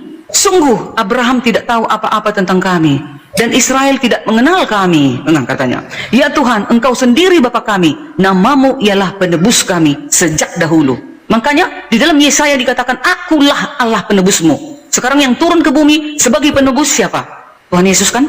Itu kami. Kalau saya, jelas Yesuslah Bapak itu, penebus itu. Maka dia yang menebus kita dari kutuk dosa itu. Ya, sekarang tolong Bapak jelaskan Yesaya 63 ini, gitu. Ya, Yesaya 63, saya coba baca di Yesaya 6, Yesaya 6 ayat 3-nya. Yesaya 6 ayat 3. Itu begini. Dan mereka berseru seorang salah nih. Bukan. Jadi di Keluaran 6 ya, Keluaran 6 ayat 3. Aku telah menampakkan diri kepada Abraham, Ishak dan Yakub sebagai Allah yang Maha Kuasa. Tetapi dengan namaku, Tuhan, aku belum menyatakan diri. Nah, rupanya kalau ke Maleakhi 3 ayat 1, Tuhan mau datang ke bumi. Iya, Tapi dengan itulah. jalan mengutus anaknya. Bener lah, Yesus yang datang ke bumi. Tuhan, Iya. namanya belum dikasih tahu. Gitu. Tapi itu bukan Bapa itu sendiri, karena Yesus mengatakan Bapa itu roh. Lalu Yohanes Pembaptis menjelaskan bahwa yang menyatakan Bapa itu adalah Yesus. Nah, kalau kita baca di dalam Matius ya, Matius 11 ayat 27. Perhatikan nih. 27. Semua telah diserahkan kepadaku oleh Bapakku, dan tidak seorang pun mengenal anak selain Bapa, dan tidak seorang pun mengenal Bapa selain anak, dan oleh orang yang kepadanya anak itu berkenan menyatakannya. Jadi yang mengenal Bapa itu anak, yang mengenal anak itu Bapa. Anak ini diutus sehingga kita bisa mengenal Bapa dari anak. Nah, kalau saya baca di 1 Yohanes 5 ayat 20, akan tetapi kita tahu bahwa anak Allah telah datang dan telah mengaruniakan pengertian kepada kita supaya kita mengenal yang benar, dan kita ada di dalam yang benar, di dalam anaknya. Nah, kalau kita ada di dalam anaknya, berarti kita memiliki hidup yang kekal, dan hidup itu kan dari Bapa. Nah, kita mengenal Bapa itu sendiri. Jadi yang diutus itu anak, bukan Bapa sendiri turun. Gitu Mbak Darni. Dan tujuannya, Oke. saya coba baca ini Mbak Darni. 1 Korintus 11 ya, ayat 3 nih, perhatikan. Tetapi aku mau supaya kamu mengetahui hal ini, yaitu kepala dari tiap laki-laki ialah Kristus, kepala dari perempuan ialah laki-laki, dan kepala dari Kristus ialah Allah. Jadi ada strukturnya, ada Bapa, ada anak, lalu kita mengikutinya, karena kan Yesus dijadikan imam, ya kan, pengantara kepada Bapa. Pengantara dalam hal apa? Dalam kebenaran, dalam kehidupan, sehingga punya jalan dia kesan ke rumah Bapa. Karena di dalam Ibrani ya, Ibrani 6 ayat terakhir 20, di mana Yesus telah masuk sebagai perintis bagi kita. Ketika ia menurut peraturan Melkisedek menjadi imam besar sampai selama-lamanya, dia membuka jalur jalan kepada Bapa, yaitu kehidupan Yesus itulah jalannya. Kehidupan Yesus itulah kebenaran yang ada di dalam diri Yesus, itu adalah kebenaran, hidup menerima kebenaran dari Bapa. Nah, kalau Pertanyaan terakhir Bang Suki. kita akan hidup. Pertanyaan Ya. terakhir. Oke. Nanti kalau kita kelak masuk ke dalam kerajaan surga, siapa yang kita lihat di surga itu? Bapa kah atau Yesus kah? Ya kan Bapa tidak pernah nampak, yang nampak hanya anak Yesus. Nah, Berarti oneness ya. iya, Jadi oneness kan? bukan. Jadi nanti, jadi yang nanti kita lihat, ya memang betul wajah yang kita lihat itu nanti Tuhan Yesus, sama seperti orang Yahudi juga. Inilah Allah yang kita nantikan, inilah Yahweh yang kita nantikan. Marilah kita bermazmur katanya. Ya, jadi yang mereka lihat nanti siapa? Itu tadi sebenarnya Tuhan Yesus, tapi mereka tak mau mengakui bahwasanya Yesus adalah Tuhan. Nah, jadi kalau saya, ya ini aja kesimpulannya Bang Suki. Aku nggak mau berdebat dengan sesama Kristen, karena kita semua sudah diberikan akal dan budi, dan di dalam ayat ini sudah jelas bahwasanya Yesus itulah Bapa itu. Ya harus jadi, diperdebatkan Budar nih. Pak Suki nggak terima kalau nggak Yesus bisa. itu adalah Yesus juga Bapa itu mengatakan sendiri. kalau sekali dua kali tidak mau, hempaskan kakimu daripadanya. Coba Pak Suki, Gitu. Pak Suki, Jangan kita Pak Suki menyetujui terus-terusan bahwa Yesus gitu, itu ya. adalah Bapa itu sendiri, Pak Suki. Coba jelaskan dulu Pak Suki. Yesus adalah Bapa itu sendiri. Tentu tidak, Mbak Darni. Budar Nggak nih, apa-apa Bang Budar Suki nih. seperti itu. Nggak apa-apa kalau saya Yesus itu Bapa itu, gitu. Maksudnya berdasarkan Di warnes dah, warnes. Nggak masalah, nggak apa-apa. Mau wanes mau apa yang jelas, aku melihat kedatangan Tuhan Yesusku kelak di akhir zaman. Aku menunggu sampai hari ini kedatangan Tuhan Yesus. Nggak ada yang Iya, lain itu ditunggu. untuk menghakimi Kedatangan itu. Tuhan Yesus. Dia yang akan memberikan kehidupan, yang menentukan manusia itu selamat atau tidak. Aku akan menjemput engkau. Di mana aku berada, engkau pun berada. Kata Yesus, karena dia penguasa. Makanya dia berani mengusir orang-orang nanti kelak di akhir zaman. Matius 7 ayat 21. Bukan setiap orang yang berseru kepadaku, Tuhan, Tuhan, akan masuk ke dalam kerajaan surga. Berarti dia bukan yang Bapak ya, melakukan bukan Bapak kehendak ya yang datang Bapakku, ke bumi. katanya. Iya, di akhir zaman nanti bukan Bapak yang Enggak, datang ke yang bumi. datang wujud Bapak itu yang datang. Bapak itu Yesus. ada di mana? Bapak itu ada di Di mana? dalam Yesus sudah, kan bersatu sudah. Berarti Kembali ke Bapak, sang firman itu. waduh, Awalnya Bapak Yesus itu ini kan Yohanes 1. bumi itu Pada tidak bisa mulanya- menampung, Pada Budar nih. mulanya Yesus ini adalah Bumi itu firman tidak menampung Elohim. kalau Bapak datang. Gimana nih Pak Suki? Pemahaman kayak apa Ya Pak karena Suki? kita, Coba dibantah. kita mau dijemputnya itulah Ya nanti yang gantian akan lah kita Budar nih, nantikan. gantian. Masa kita nggak melihat Tuhan kita Pak Suki ini bakal mau kelak di akhir membantah. zaman? Sebentar, Pak Suki Terus, mau membantah. Bang Arif, Silakan. apa? Silakan Pak Suki dulu gantian lah Budar nih. Jangan penginjilan di Komal ini ya. Silakan Pak Suki. Jadi Yesus datang ke dalam dunia ini, dia itu menggantikan posisi Adam sebenarnya. Jadi Mbak Darni harus perhatikan, jika Adam tidak jatuh dalam dosa, maka raja itu adalah Adam itu sendiri. Nampak kan, kelihatan, dan Allah tidak pernah Pak Suki Adam itu manusia. Bang Suki, siapa nanti yang Berarti menghakimi Yesus kelak juga ini? manusia ya Pak Suki? memang Dulu minta aku Bang Arif. Oh, Aku iya. dulu. Sesama Kristen dulu. Sebentar Kalau dulu kalian nggak lah. ngerti. Budar nih kan sudah Kalian cerita nggak di ngerti loh, kawan. lama kali Budar nih bernasi. Biarkan beri kasih kesempatan ke Pak Suki Ya, dulu. Bang Suki nanti dari bisa tadi bisa ngomong enggak? udah lo. Bang Suki, Enggak, siapa enggak, nanti enggak. yang menentukan menghakimi dunia ini siapa Bang Suki? Nah, Silakan Ada Pak nih. Suki, silakan. Yohanes. Di mute dulu Budar nih. Ya, di mute dulu Budar nih. Di mute. Gantian. Nah, di dalam Yohanes 5 ayat 22, Bapa tidak menghakimi siapapun, melainkan telah menyerahkan penghakiman itu seluruhnya kepada anak. Karena apa? Karena yang akan dihakimi manusia. Jadi cermin kehidupannya juga anak manusia. Jadi Yesus sebagai kitabnya untuk menghakimi manusia. Kamu sama nggak hidupnya seperti Yesus? Begitu. Bukannya Bapa. Ini jelaskan. Bapa kelihatan. Ini Bang Suki. Oke, tunggu Bang Suki. Mazmur 50 ayat 6. Langit memberikan keadilannya, sebab Yahweh sendiri hakimnya. Ayo, gimana nih? Satu. Iya, Tunggu memang. dulu ya. Dua. Sebentar, dua. Ya. Mazmur 75 ayat 8. Tetapi Yahweh adalah hakim. Direndahkannya yang satu dan ditinggikannya yang lain. Itulah di dalam Yesus wujudnya menghakimi dunia ini. Aduh, Bang Suki. Masa nggak tahu Bang Suki kayak gitu sih? Aduh. Jadi Kasihan kali kita orang Kristen. Nggak ngerti kita siapa Yesus itu.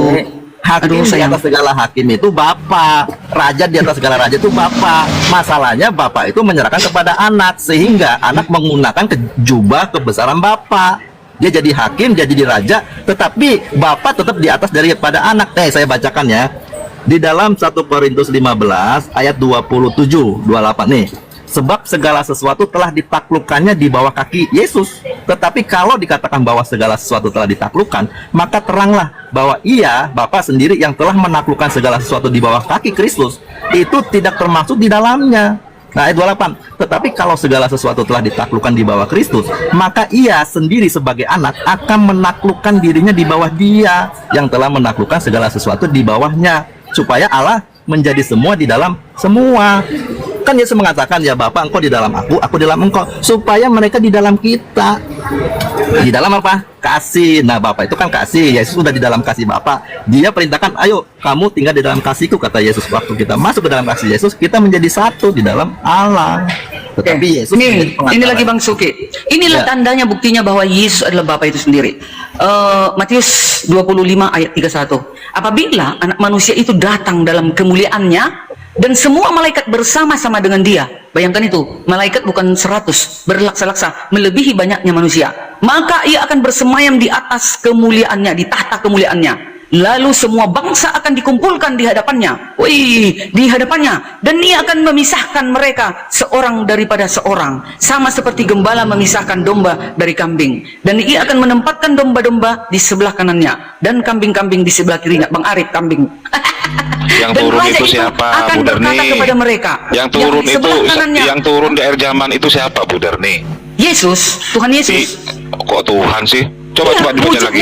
wujudnya Dibaca Yahweh lagi. yang turun, itulah Coba Yesus. dibaca lagi. Yang turun itu siapa, Bu Iya, Darni? anak manusia itu Ya wujudnya sudah, Yahweh anak turun ke manusia bumi. bukan Tuhan, Bu Darni. Iya, dia wujudnya Yahweh. Ibrani 1 ayat 3. Yesus adalah wujud daripada Yahweh itu sendiri. Anak manusia, Bu Darni, itu yang Iya, sudah anak jelas kan? manusia karena pernah firman Yahweh itu turun ke bumi menjadi Pak manusia. Suki, sebentar, Dikatakan Pak Suki. anak manusia. Waalaikumsalam, Ustaz.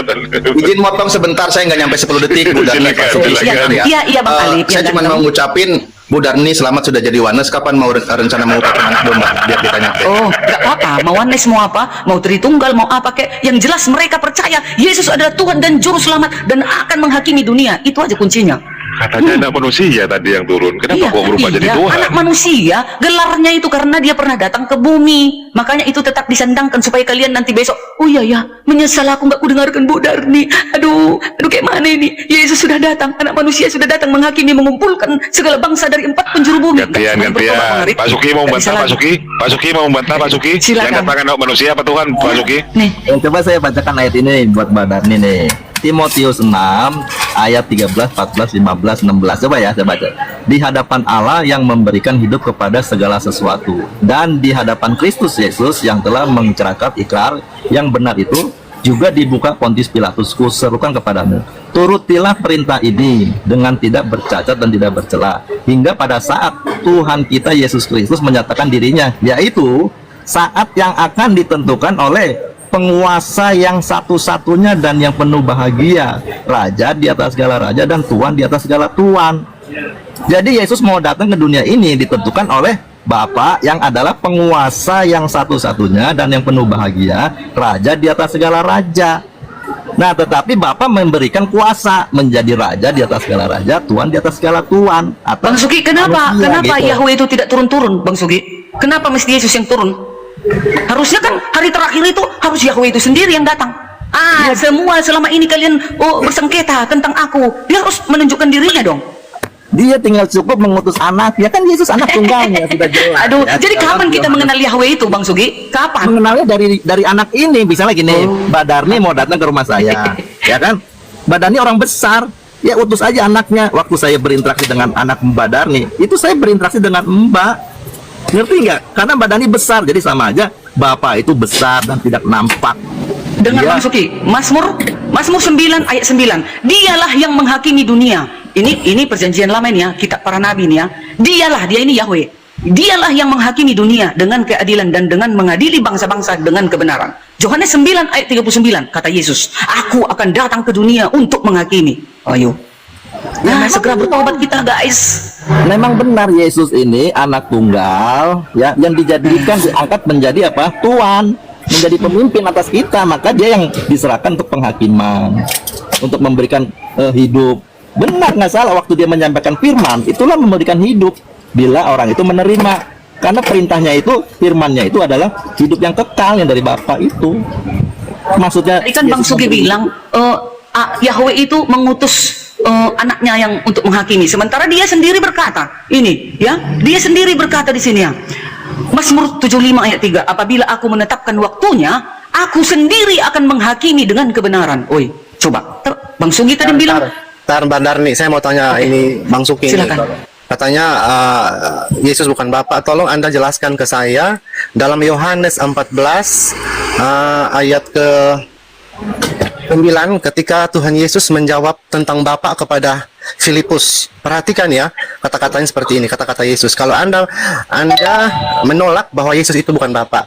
Ketika Yesus menjawab kepada pertanyaan Filipus, Katanya gini, barang siapa telah melihat aku, ia telah melihat Bapa. Bagaimana mungkin engkau berkata kepadaku, tunjukkanlah Bapa itu kepada kami. Itu sudah dijelaskan tadi oleh Pak Suki. Ini bukan saya bicara sama kamu ya. Audiensnya saya adalah Suki.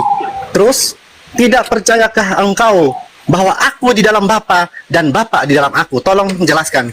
Kalau Anda seorang yang menolak bahwa Bapa Bukan Yesus. Ya. Itu sangat jelas loh. Pernyataan Yesus maknanya sangat mendalam. Lalu relevannya ke Yohanes 10:30 itu, Bapa di dalam aku, kami adalah satu. Apa arti dari pernyataan Yesus ini? Bapa di dalam aku dan aku di dalam Bapa. Coba.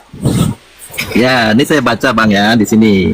Yohanes 3 ayat 1, Yohanes 3:1 ayat 11. Saudaraku yang kekasih, janganlah meniru yang jahat, melainkan yang baik. Barang siapa berbuat baik, ia berasal dari Allah. Tetapi barang siapa berbuat jahat, ia tidak pernah melihat Allah. 1 Yohanes 4 ayat 8. Enggak, jawab dulu pertanyaan saya tadi tuh. Yohanes 14 ayat 8 itu menjawab perkataan Yesus terhadap pertanyaan Filipus, bahwa tentang Bapa itu, dia di dalam Bapa dan Bapa di dalam dia. Itu bagaimana mungkin? Saya sedang menjelaskan bahwa ayat lain menjelaskan ayat itu. Maksudnya begini Bang, kita tahu kan Allah itu kasih. Kalau Allah itu kasih, lalu kita berbuat kasih, itu kita melihat Allah. Nah, kalau kita tahu Allah itu kasih lalu kita berbuat jahat, itu namanya kita tidak melihat. Yang dilihat oleh Filipus kepada Yesus adalah kasih Bapa. Saya tidak tanya tentang ajaran Yesus. Saya tidak tanya tentang pengajaran Yesus tentang kasih. Saya tahu itu, saya paham. Tetapi saya menanggapi pernyataan Anda bahwa Anda menolak Yesus bukan Bapa. Sedangkan Yesus sendiri katakan kepada Filipus, dia di dalam Bapa, Bapa di dalam dia. Bagaimana mungkin engkau mesti mengatakan tunjukkanlah Bapa kepada saya, kepada kamu? Lah, itu saya tidak bertanya tentang ajaran Yesus. Saya ini Kristen, saya tahu itu. Tetapi saya mendengar narasi Anda dengan Ibu Darni, Anda mengatakan bahwa Yesus bukan Bapa. Beda itu, Bapa lain. Berarti ini kamu bukan Tritunggal ya? Bukan percaya Bapa, Anak, dan Roh Kudus. Bapa, Firman, dan Roh Kudus. Tetap pertahankan monoteismenya Pak Suki. Pak Suki ini pahamnya monoteisme. Ya, monoteisme. Jangan jadi penyesat ya. Jangan jadi penyesat ya, Suki. Ya. Kok penyesat? Gitu nanti. Ya iyalah. Begini maksud saya, dari ayat-ayat yang saya tunjukkan akan mengetahui siapa yang sesat. Nah, ini saya baca 1 Yohanes 3 ayat 24. Ya, 1 Yohanes 3 ayat 24. Barang siapa menuruti segala perintahnya, ia di dalam Allah dan Allah di dalam dia. Sama nggak dengan Yesus?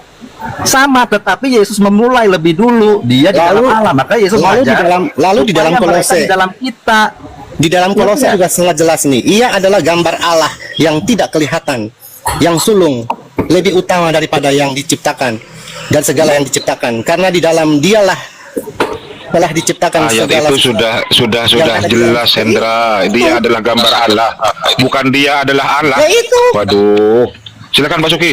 Lah di Filipi juga jelas itu. Filipi berapa itu? Ayat tambahan ya, ini saya bacakan nih di dalam Allah nih. 1 Yohanes 4 ayat 15. Barang siapa mengaku bahwa Yesus adalah anak Allah, Allah tetap berada di dalam dia dan dia di dalam Allah. Kita telah mengenal dan telah percaya akan kasih Allah kepada kita. Ngerti nggak maksudnya? Kalau abang membaca cuma ayat itu, abang akan tersesat. Maka baca banyak ayat sehingga kita jadi tahu. Nah, sekarang saya lanjutkan ya. Di dalam Yohanes 17, abang perhatikan nih. 17 ayat 8-nya kan jelas. Sebab segala firman yang engkau sampaikan kepadaku telah kusampaikan kepada mereka dan mereka telah menerimanya.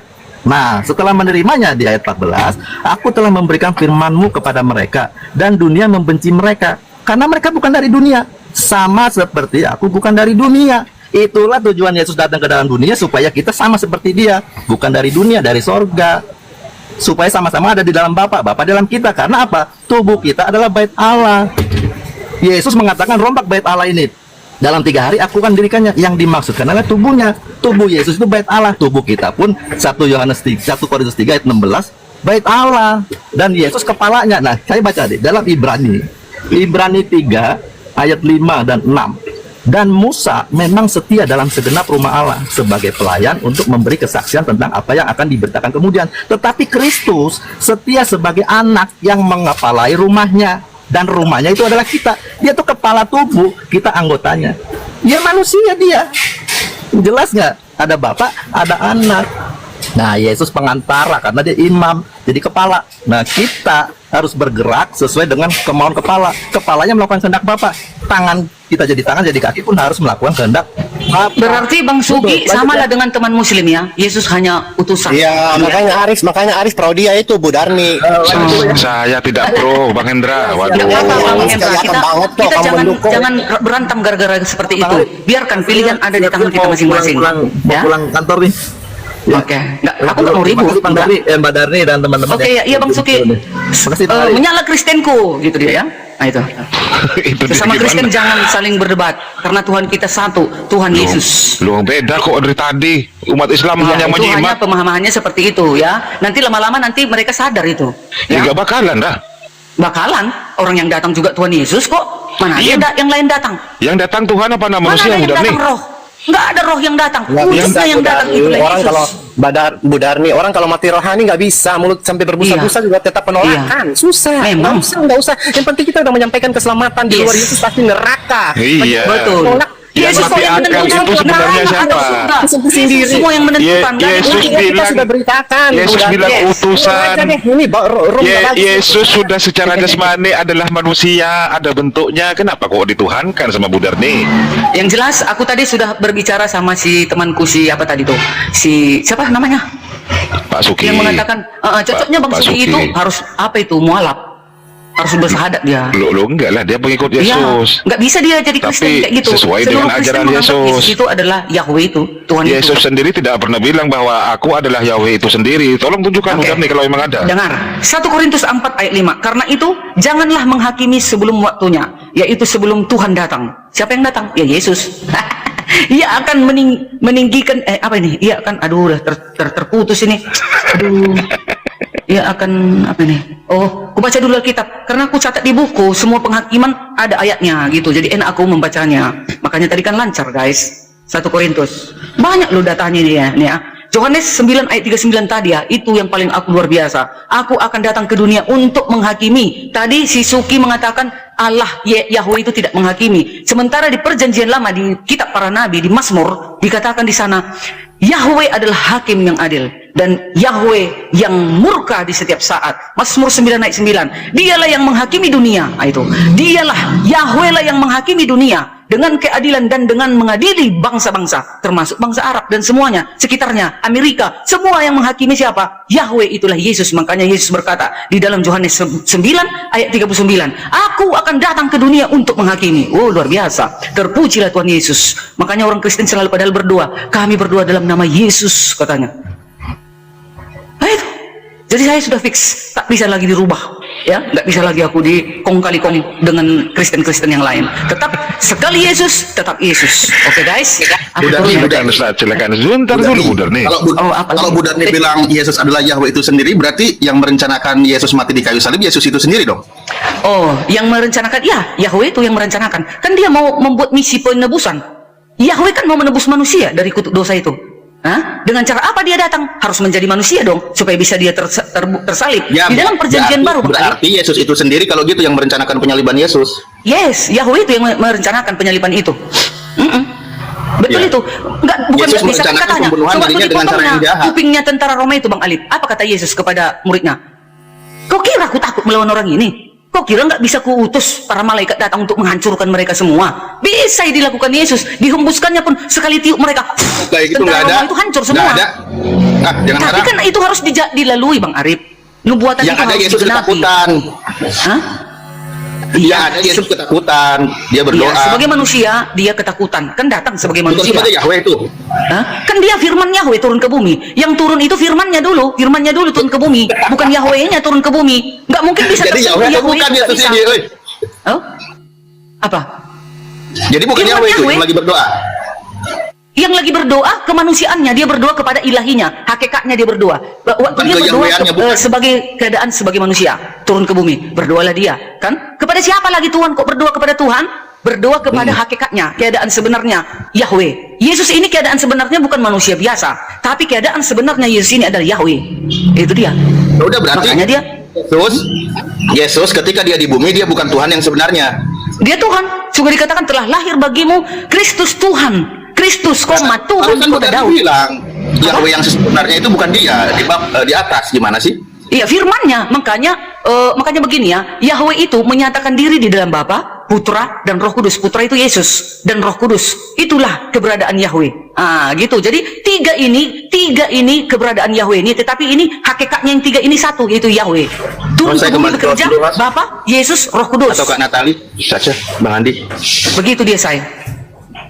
Udah mantap itu. Makanya nanti yang menentukan semua akhir zaman ini, menentukan manusia ini selamat atau tidak, ya Tuhan Yesus. Itu bagi kami ya, bagi dalam firman Tuhan yang kami pelajari. Aku nggak mau menyeberang ke tempat yang lain. Itu iman kita masing-masing gitu. Kalau kita berdiskusi boleh, tapi kita jangan ngotot menolak kepercayaan orang lain ya. Kalau sudah kalian mengajarkan iman kalian, begitu, ya udah, kita berdiri bersama-sama, jalan bersama-sama. Nanti kelak yang menentukan, nanti penghujungnya terakhir di akhir zaman gitu, guys. Silakan buka Mbak Natali dulu, buka mute-nya Mbak Natali. Mbak Natali. Mbak Natali, monitor. Bang Andi monitor.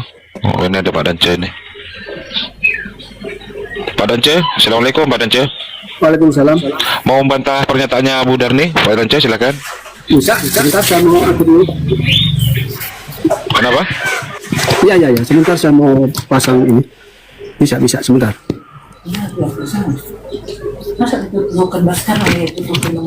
Oke. Saya mau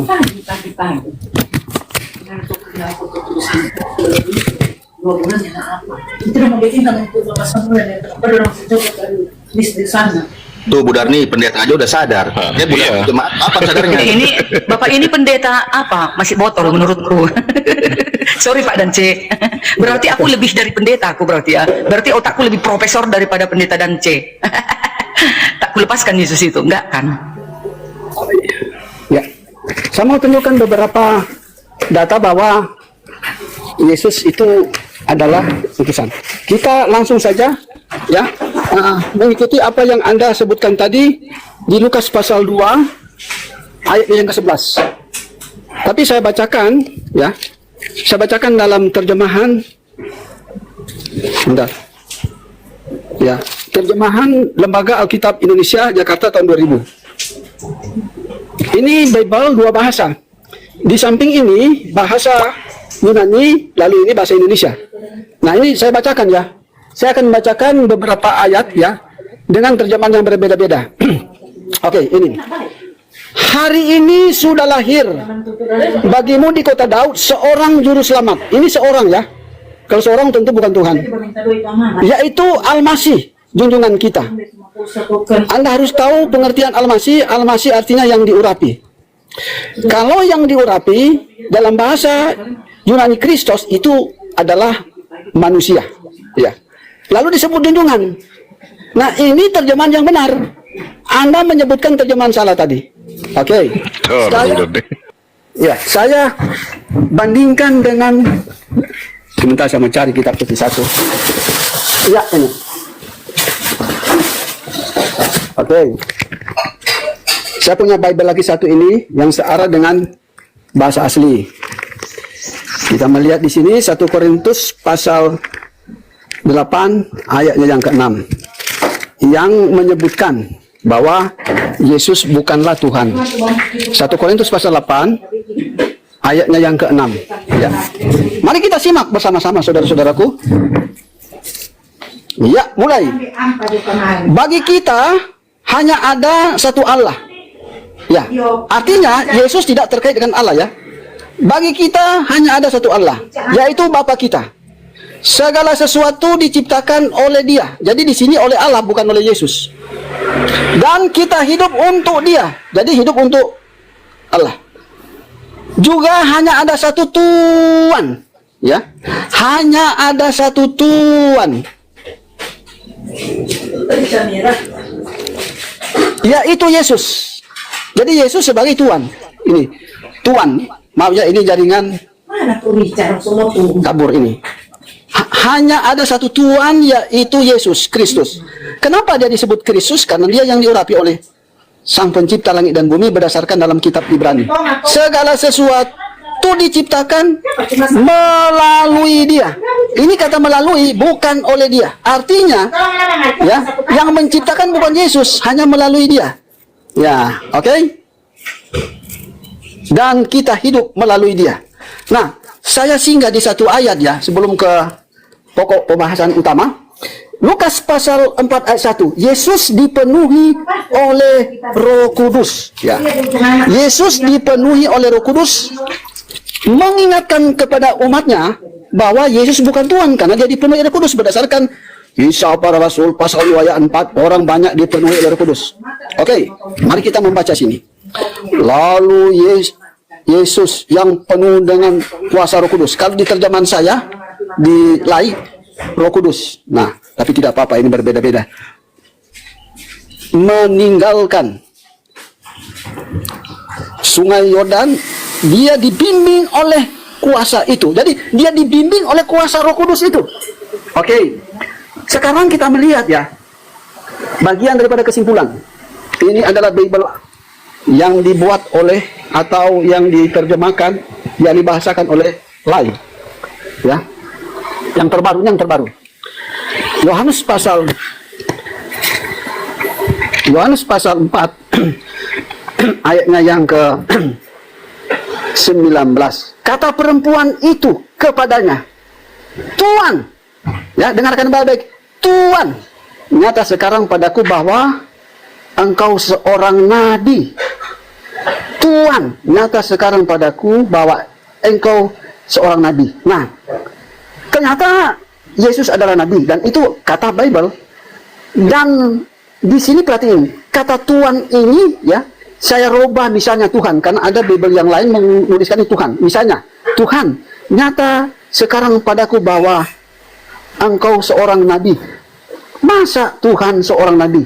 Ini turun derajat. Kalau Tuhan sang pencipta, nabi utusan. Ya, oke. Mungkin Anda berbicara, oh Pak, pendeta di Yahya atau Yohanes pasal 13 ayat 13. Oke, mari kita ke sana, sabar. Pokoknya sabar, semua tuntas. Tas. Ya. Oke, mari kita melihat.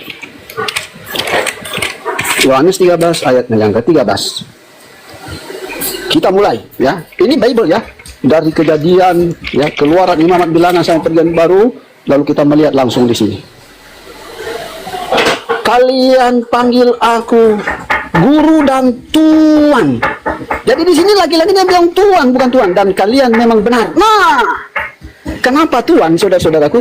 Karena kata dalam bahasa Yunani ini bahasa Yunani. Kita masuk ke bahasa Yunaninya.